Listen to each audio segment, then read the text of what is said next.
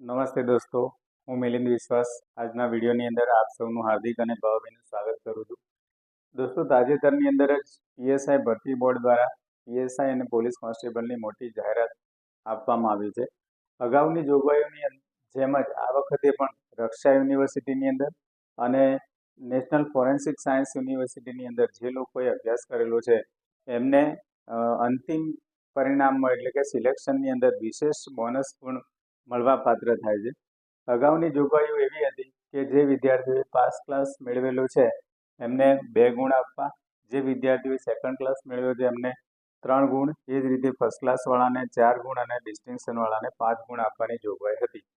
પણ હવે તાજેતરની જે જોગવાઈ છે એની અંદર પોલીસ ભરતી બોર્ડે મેરિટનો છેદ ઉડાડી દીધો છે અને હવે ડિગ્રી ડિપ્લોમાની અંદર વિદ્યાર્થીઓ કેટલા વર્ષ ભણ્યા છે એના આધારે એમને વધારાના બોનસ ગુણ આપવાનું નક્કી કરવામાં આવ્યું છે.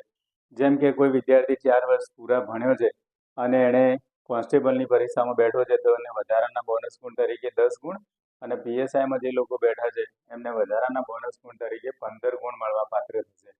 હવે જ્યારે આવી પરીક્ષાઓની અંદર એકદમ ગળા કાપ સ્પર્ધા હોય ત્યારે મેરિટનો છેદ ઉડાડી દેવો અને પાસ ક્લાસવાળાને અને ડિસ્ટિંક્શનવાળાને બધાને એક જ ત્રાજવે તોડવા, મતલબ કે ગુજરાતીમાં એક કહેવત છે કે ભાઈ સરખા ધડે સૌ, બધાને એક જ ત્રાજવે તોડવાના કારણે શું થશે કે જે લોકોએ પાસ ક્લાસ મેળવેલો છે એમને પણ 15 ગુણ મળશે અને જેણે ડિસ્ટિંક્શન મેળવ્યો છે, ખૂબ જ મહેનત કરી છે ડિગ્રી પાછળ, એને પણ માત્ર 15 ગુણ જ મળશે. એટલે આના કારણે મેરિટની અંદર ભારે વિસંગતતા ઊભી થશે. આવા તો અનેક ઘટકડા પોલીસ ભરતી બોર્ડે તાજેતરમાં જે આવેલી જાહેરાત છે એની અંદર કર્યા છે. હવે પછીનું ગતકડું આપણે જોઈશું નેક્સ્ટ વિડીયો.